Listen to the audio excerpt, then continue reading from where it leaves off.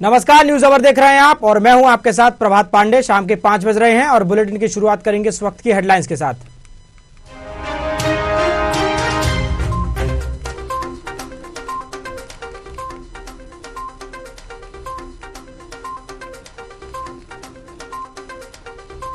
संसद का विशेष सत्र आज ही हो सकता है खत्म।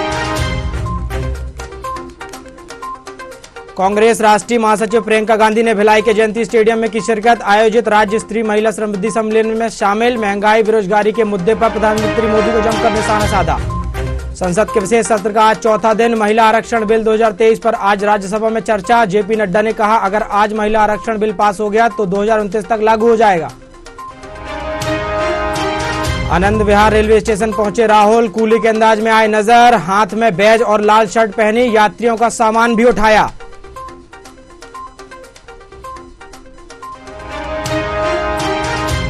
सीएम पुष्कर धामी का कांग्रेस पर निशाना। कहा, पहले कुछ लोगों को ध्यान में रखकर योजनाएं बनती थीं, अब अंतिम छोर तक खड़े गरीबों के लिए बन रही हैं।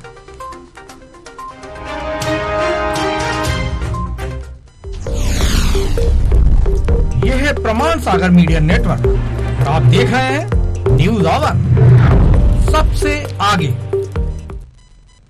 बढ़ते खबरों की ओर। खबर राजधानी भोपाल से है, जहां आजादी के 76 साल के बाद भी मध्य प्रदेश का एक ऐसा गांव है जहां आज तक बिजली, पानी और सड़क की कोई व्यवस्था नहीं है, जिससे गांव के लोगों को परेशानियों का सामना करना पड़ रहा है, जिसको लेकर गुना जिले के शाहरुख पंचायत बदहाली के लिए सरकारी दफ्तरों के चक्कर काट चुके हैं। अब वहां के 3 युवा लेट कर परिक्रमा करते हुए मुख्यमंत्री शिवराज सिंह चौहान से मिलने राजधानी भोपाल पहुंचे हैं। पंचायत निवासी चंचल यादव और पवन यादव का कहना है कि अभी तक उनके गांव में बिजली नहीं पहुंची। मुख्यमंत्री शिवराज सिंह चौहान से निवेदन करने के लिए वह राजधानी भोपाल पहुंचे हैं।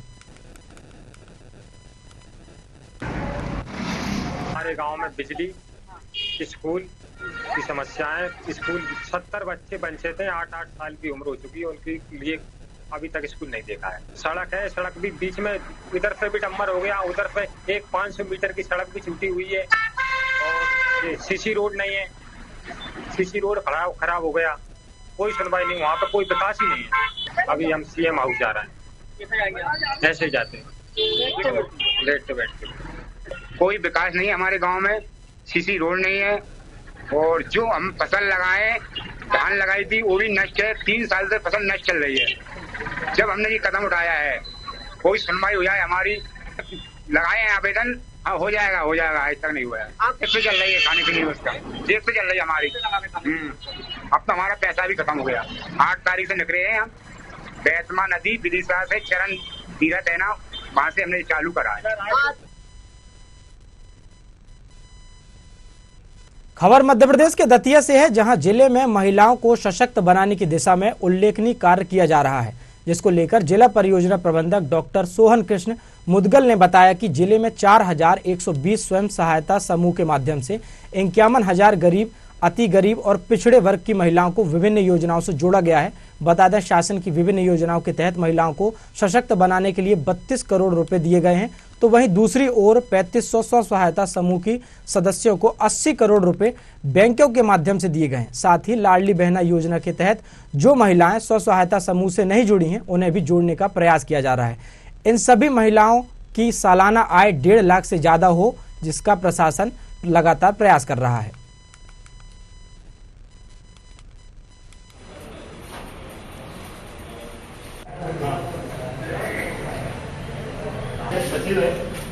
और इसमें महिलाएं अपने आती हैं और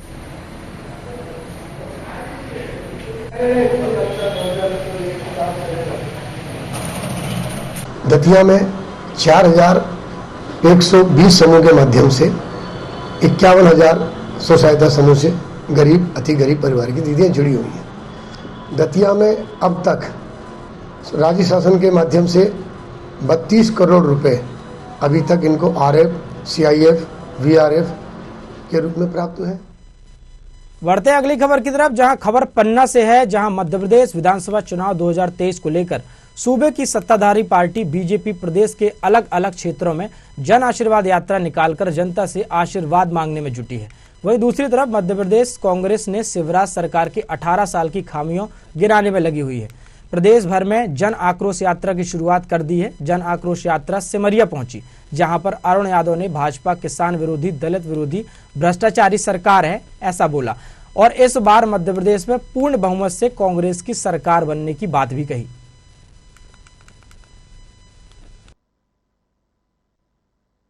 किसान विरोधी सरकार, दलित विरोधी सरकार के खिलाफ ये जन आक्रोश, जनता का जन आक्रोश है और समूचे मध्य प्रदेश में 7 यात्राएं हमारी शुरू हुई है 19 तारीख से और 3 तारीख को समाप्त होगी। मध्य प्रदेश की जनता का आशीर्वाद 18 में भी कांग्रेस को मिला था जी और 23 के चुनाव में कांग्रेस का आशीर्वाद मिलेगा। 2/3 बहुमत से सरकार है। बिना पैसे के कार्यालय में कोई काम नहीं होता, पूरी जनता परेशान है।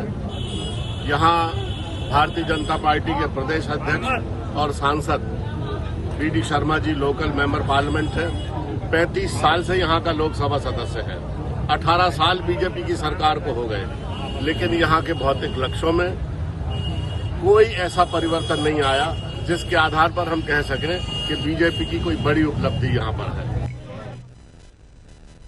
बीजेपी की ओर से आयोजित जन आशीर्वाद यात्रा विंध्य से होते हुए बुंदेलखंड के टीकमगढ़ पहुंची, जहां बीजेपी के पूर्व प्रदेश अध्यक्ष प्रभात झा ने जनसभा को संबोधित करते हुए कहा कि बीजेपी कार्यकर्ता आधारित पार्टी है और अपने काम के दम पर यहां यह पार्टी शिखर तक पहुंची है। साथ ही कहा कि इस बार बीजेपी सरकार मध्य प्रदेश में 2/3 बहुमत से बहुमत लेकर आएगी। वहीं कांग्रेस की ओर से जन आक्रोश रैली निकाली जा रही है, लेकिन हम जन आशीर्वाद रैली ही निकालेंगे।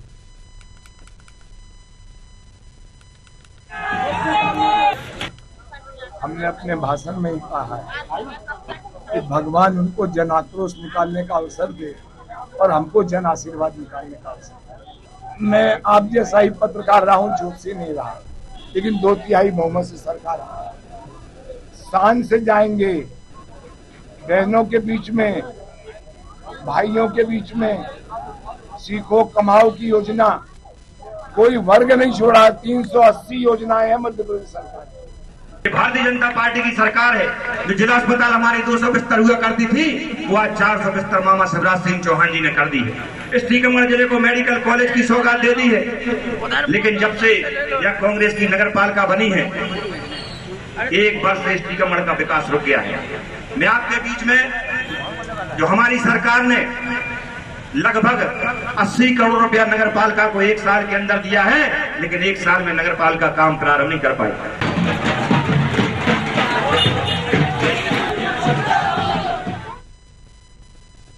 खबर खातेगांव से है, जहां भटासा गांव में लोग राशन के लिए तरस रहे हैं। ऐसे में ग्रामीणों ने एसडीएम के खिलाफ नारेबाजी की। बता दें, खातेगांव का एसडीएम कार्यालय ग्रामीणों के नारों से गूंजता रहा।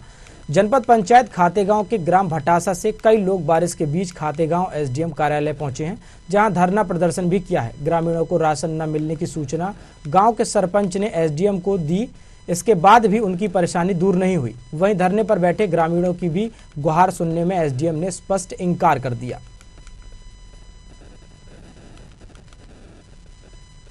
हमारे यहाँ की जगह अभी तक सोसाइटी से जो खाद्यान्न मिलता है गरीब वर्ग को, वो अभी तक 4 से 5 माह होगा इनको नहीं मिला। यहाँ आए इसलिए कि हमने कलेक्टर साहब को फोन लगाया, उनने फोन नहीं उठाया। दूसरी बात है कि एसडीएम साहब ने बोला कि मेरे को आवेदन दे दो, तहसीलदार साहब ने बोला कि मेरे को व्हाट्सएप कर दो। अच्छा। जांच करेंगे हम, जांच के लिए तो हमने पहले ही देगा इनको। मुझे जानकारी इस बारे में कोई जानकारी नहीं है। आपके द्वारा ये बताया गया है कि बटासा का मुझे फ़ोन से जरूर मालूम किया था कि पीडीएस की दुकान में कुछ अनियमितता है, तो मैंने उस पर जीएसओ को बता दिया है, वो जाके जांच करेंगे। हाँ, तो मेरे पास जब तक राइटिंग में नहीं आएगी तब तक मैं कुछ नहीं कर पाऊंगा। बाकी मैंने जीएसओ को बोल दिया जरूर।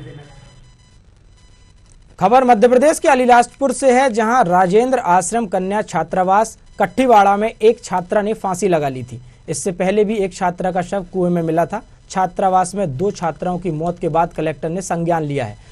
उन्होंने आश्रम अधीक्षक सहित कर्मचारियों को हटाने के निर्देश दिए हैं। साथ ही ट्रस्ट के मैनेजिंग ट्रस्टी को पत्र लिखते हुए जांच दल का गठन भी किया है। तो वहीं दूसरी ओर जिला स्तरीय जांच समिति को सहयोग करने की बात भी कही गई है।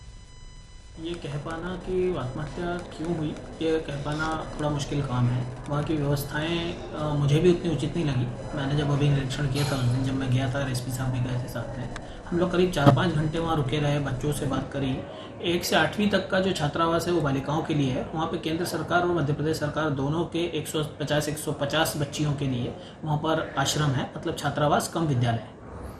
तो व्यवस्था मुझे भी उतनी ज़्यादा अच्छी नहीं लगी। सिक्योरिटी की व्यवस्था कमज़ोर थी, कैमरे नहीं लगे हुए थे, स्टाफ पूरी तरह से कंट्रोल में नहीं था, बच्चे उनके कंट्रोल में नहीं थे।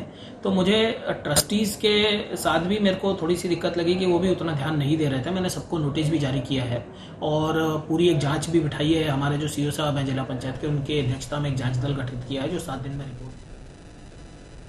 खबर ग्वालियर से है, जहां PHE विभाग में 16 करोड़ 24 लाख रुपए के घोटाले का सच सामने आया है, पर जांच के दौरान घोटाले की रकम 33 करोड़ 80 लाख तक पहुंच गई। मामले में अब तक PHE के 5 बड़े अफसरों सहित 74 लोगों के खिलाफ FIR दर्ज की जा चुकी है। वहीं घोटाले की जांच अब SIT करेगी। अनुमान है कि घोटाला 50 करोड़ रुपए का हुआ है। अब इस मामले में ग्वालियर थाना क्राइम ब्रांच में FIR दर्ज होने के बाद राजेश सिंह ने घोटाले का पर्दाफाश करने के लिए SIT का गठन कर दिया है और उसकी कमान भी IPS अधिकारी को सौंप दी है। PHE मामले में हम लोग की विवेचना चल रही है। इसमें जो है कि SIT भी गठित की गई है, जिसमें CSP शियाज उनके साथ में टीम उनकी पूरी लगाई है और उनको सबको ये टास्क दिया है कि इसमें जो अकाउंट होल्डर्स की जो जानकारी मिली अभी हमको एक जांच कमेटी के द्वारा, उन सबको एक को वेरीफाई करके उनका किस तरह से अकाउंट खुला और कैसे उसमें पैसे गए और पैसे फाइनली किसने निकाले और उनका क्या आपस का कनेक्शन क्या है और फाइनल उसका यूटिलाइजेशन क्या हुआ, ये सारी चीज़ें करेंगे। इसमें कुछ जानकारी ऐसी भी मिली थी कि आरोपी जो है उन्होंने काफ़ी प्रॉपर्टी में इन्वेस्टमेंट किया हुआ है, क्रशर वगैरह में इन्वेस्टमेंट किया है, उसकी जानकारी भी ले रहे हैं। जो क्राइम प्रोसीड्स होगा उसको अटैच करने की कार्रवाई। अगली खबर का रुख करते हैं, जहां खबर सिवनी से है, जहां धूमा थाना अंतर्गत आने वाले ग्राम में बिना किसी बात को लेकर समाज के एक परिवार को समाज से बाहर करके उनका बहिष्कार किया जा रहा है, जिससे परिवार का हर एक सदस्य मानसिक रूप से प्रताड़ित है। समाज में चल रही इन कुप्रथा के खिलाफ उक्त व्यक्ति ने थाने में FIR दर्ज करवाई है, जिससे व्यक्ति को न्याय मिल सके। न्याय के लिए उसने कानून का हाथ भी थामा है। देखते हैं क्या होता है। न्यूज चलने के बाद भी उक्त व्यक्ति का कहना है कि अगर उसे इंसाफ नहीं मिला तो वह न्यायालय तक जाएगा। अगर फिर भी इंसाफ नहीं मिला तो पूरे परिवार के साथ आत्महत्या करने की चेतावनी भी दी है। हमारे संग में समाज वाले ने बंद कर दिए सामान से। क्यों बंद किए? उसको पता नहीं, उसको पता भी बताया, हमने पूछे भी नहीं, बताया कि बंद मानो बंद। हमारे परिवार में कोई घटना नहीं। हमारे 2 लड़का है, 2 बहुएं हैं, बच्चे हैं, बीवी, किसी के संग में नहीं भया। हमने पूछे कि किसी के संग कोई विवाद भाव, उन्होंने बोले नहीं भया। मेरी अगर जब सुनवाई नहीं हो, मेरी जांच नहीं हो तो मैं पूरे परिवार से आत्महत्या कर ले हूँ थाने के सामने जाके। खबर राजधानी भोपाल से है, जहां फिर बारिश का अलर्ट जारी किया गया है। बता दें अगले 2 दिनों तक भारी बारिश का अलर्ट जारी किया गया है। तो वहीं दूसरी ओर सागर संभाग में भी बारिश की संभावना बताई जा रही है। बता दें भोपाल में कई इलाकों में बारिश हुई है, साथ ही कई जिले में भारी बारिश की चेतावनी दी गई है। बंगाल की खाड़ी में बना strong system monsoon trough line Ratlam के बीचों बीच से गुजर रही है। इसका ज्यादा असर सागर, रीवा, जबलपुर संभाग में देखने को मिलेगा।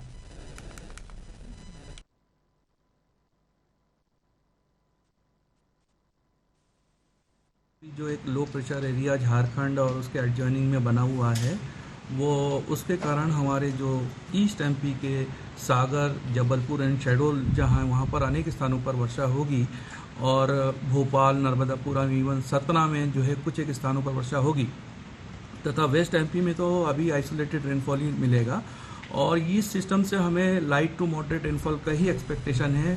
वेरी हैवी, एक्सट्रीमली हैवी का एक्सपेक्टेशन तो नहीं है। खबर महू से है, जहां कोतवाली थाना परिसर में उस समय अफरा तफरी मच गई जब सूदखोरों से परेशान युवक रिपोर्ट लिखाने पहुंचा।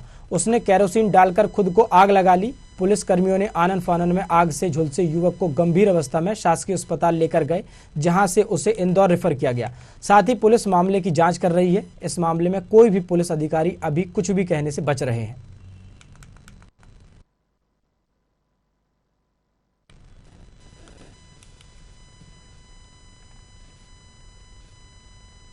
खबर मध्य प्रदेश के टीकमगढ़ से है, जहां कृषि विभाग मंदिर प्रांगण में मूर्ति चोरी होने का मामला सामने आया है। आपको बता दें, कृषि विभाग पंच परमेश्वर मंदिर से राम दरबार की मूर्ति अज्ञात महिला द्वारा चोरी कर ली गई। वहीं पूरी घटना सीसीटीवी में कैद हो गई, जिसके आधार पर पुलिस महिला की तलाश कर रही है।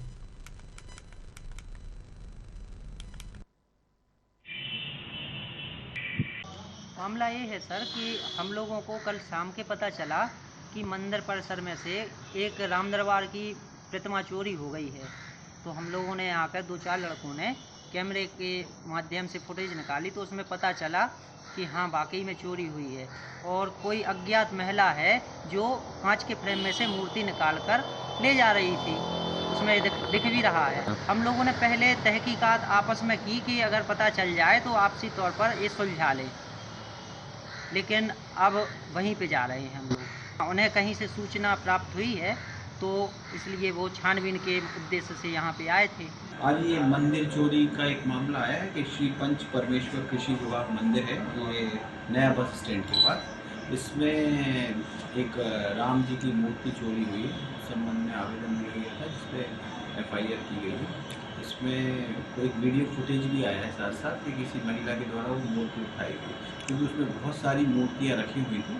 उसमें से एक छोटी मूर्ति उठाई गई है, तो उसमें अपराध पंजीबद्ध कर उसको विवेचना में लिया गया। शीघ्र ही महिला का पता रखेगा। खबर पेपरिया से है, जहां देश की सबसे बड़ी पार्टी जन आशीर्वाद यात्रा से पूर्व कांग्रेसियों को नजरबंद किया है। वहीं भाजपा की ओर से प्रदेश भर में जन आशीर्वाद यात्रा का आयोजन किया जा रहा है। इसी कड़ी में यह यात्रा पेपरिया पहुंचेगी। वहीं इस यात्रा का विरोध करने काफी संख्या में कांग्रेसी काले झंडे और काले कपड़े पहनकर इसका विरोध करने सड़क पर उतरने की योजना बना रहे हैं और उस यात्रा में कोई विघ्न ना हो और यात्रा शांतिपूर्ण ढंग से संपन्न हो सके, इसलिए पुलिस प्रशासन की ओर से विरोध करने वाले कांग्रेसियों को नजरबंद किया गया है, जिन्हें शहर के अलग अलग क्षेत्र में रखा गया है। यात्रा के विरोध करने वाले कुछ कांग्रेसी मटकुली चौकी में नजरबंद किए गए हैं, साथ ही अन्य लोगों की तलाश की जा रही है।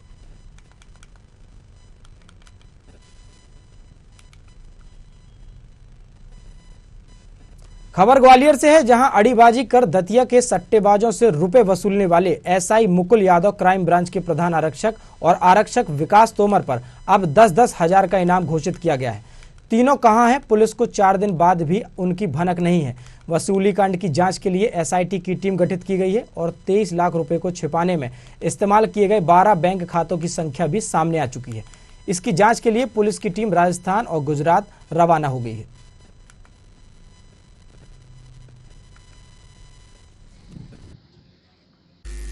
अभी 10,000 रुपये का इनाम घोषित किया है, जो भी एक घटना हुई थी जिसमें एक्सटॉर्शन की शिकायत आई थी।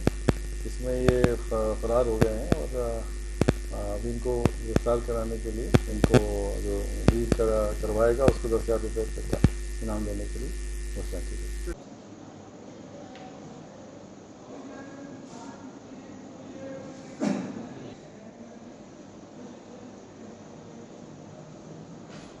हटो अरे सामने हटो।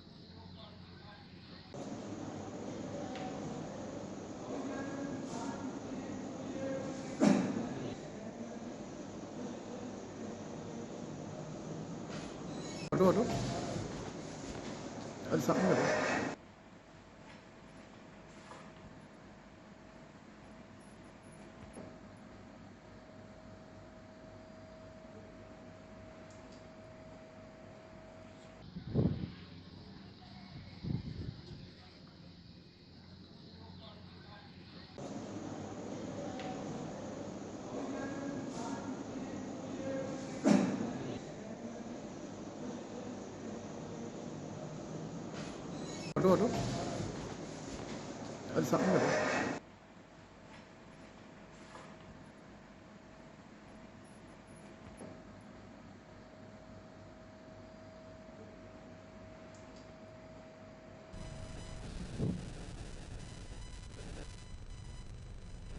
खबर पन्ना से है, जहां मध्य प्रदेश विधानसभा चुनाव 2023 को लेकर सूबे की सत्ताधारी पार्टी बीजेपी प्रदेश के अलग अलग क्षेत्रों में जन आशीर्वाद यात्रा निकालकर जनता से आशीर्वाद मांगने में जुटी है।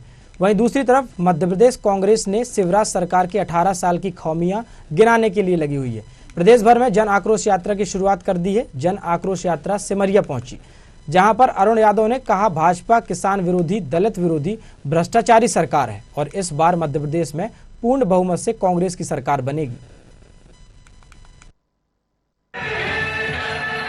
सरकार भ्रष्टाचारी सरकार, किसान विरोधी सरकार, दलित विरोधी सरकार के खिलाफ ये जन आक्रोश, जनता का जन आक्रोश है और समूचे मध्य प्रदेश में 7 यात्राएं हमारी शुरू हुई है 19 तारीख से और 3 तारीख को समाप्त होगी।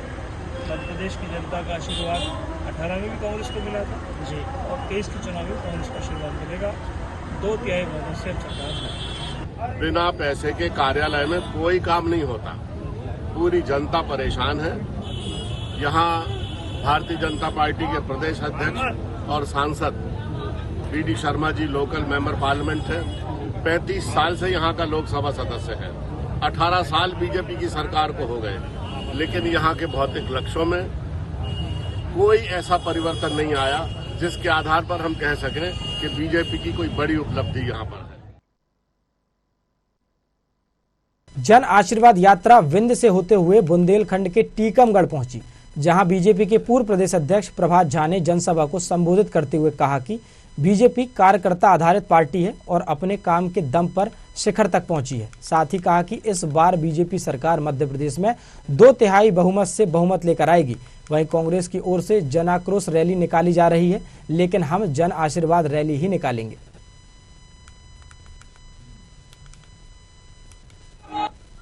हमने अपने भाषण में ही कहा है कि भगवान उनको जन आक्रोश निकालने का अवसर दे और हमको जन आशीर्वाद निकालने का अवसर। मैं आप जैसा ही पत्रकार रहा हूँ, झूठ से नहीं रहा, लेकिन 2/3 बहुमत से सरकार शान से जाएंगे। बहनों के बीच में, भाइयों के बीच में, सीखो कमाओ की योजना, कोई वर्ग नहीं छोड़ा। 380 योजनाएं हैं मध्य प्रदेश सरकार। भारतीय जनता पार्टी की सरकार है। जो जिला अस्पताल हमारी 200 बिस्तर हुआ करती थी, वो आज 400 बिस्तर मामा शिवराज सिंह चौहान जी ने कर दी है। इस टीकमगढ़ जिले को मेडिकल कॉलेज की सौगात दे दी है। लेकिन जब से यह कांग्रेस की नगर पालिका बनी है, 1 वर्ष से इस टीकमगढ़ का विकास रुक गया है।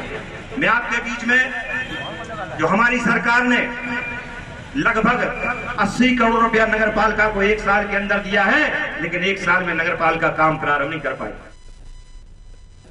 खबर ग्वालियर से है, जहां के PHE विभाग में 16 करोड़ 24 लाख रुपए के घोटाला सामने आया था, पर जांच के दौरान घोटाले की रकम 33 करोड़ 80 लाख पहुंच गई। मामले में अब तक PHE के 5 बड़े अफसरों सहित 74 लोगों के खिलाफ FIR दर्ज की जा चुकी है। वहीं घोटाले की जांच अब SIT करेगी। अनुमान है कि घोटाला 50 करोड़ रुपए का है। अब इस मामले में ग्वालियर थाना क्राइम ब्रांच में FIR दर्ज होने के बाद ग्वालियर SP राजेश सिंह ने घोटाले का पर्दाफाश करने के लिए SIT का गठन कर दिया है और उसकी कमान भी IPS अधिकारी को सौंपी गई है।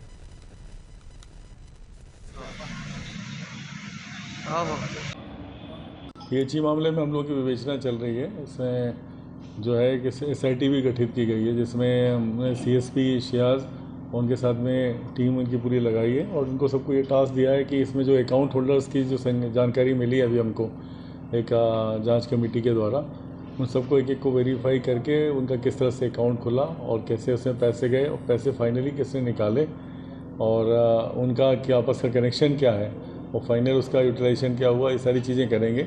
इसमें कुछ जानकारी ऐसी भी मिली थी कि आरोपी जो है उन्होंने काफ़ी प्रॉपर्टी में इन्वेस्टमेंट किया हुआ है, क्रशर वगैरह में इन्वेस्टमेंट किया है, उसकी जानकारी भी ले रहे हैं। जो क्राइम प्रोसीड्स होगा उसको अटैच करने की कार्रवाइयाँ भी कराई।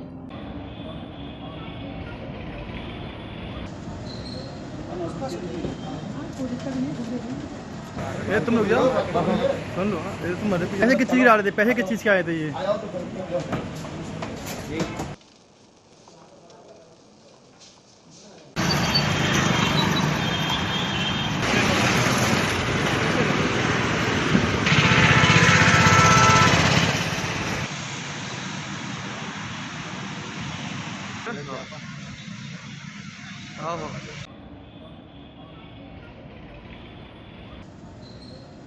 ये तुम लोग जाओ सुन लो ना, ये तुम पैसे किस चीज़ के आ रहे थे, पैसे किस चीज़ के आए थे ये?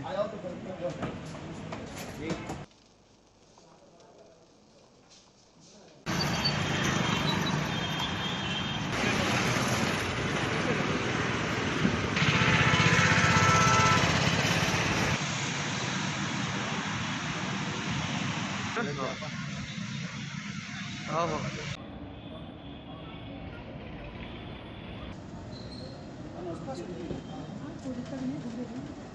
ये तुम लोग जाओ सुन लो ना, ये तुम पैसे किस चीज़ के आ रहे थे, पैसे किस चीज़ के आए थे ये?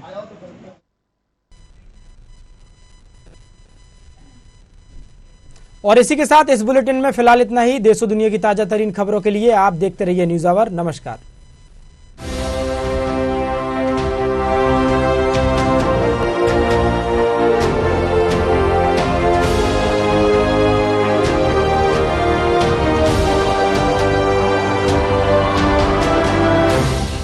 नहीं कोई इंतजार,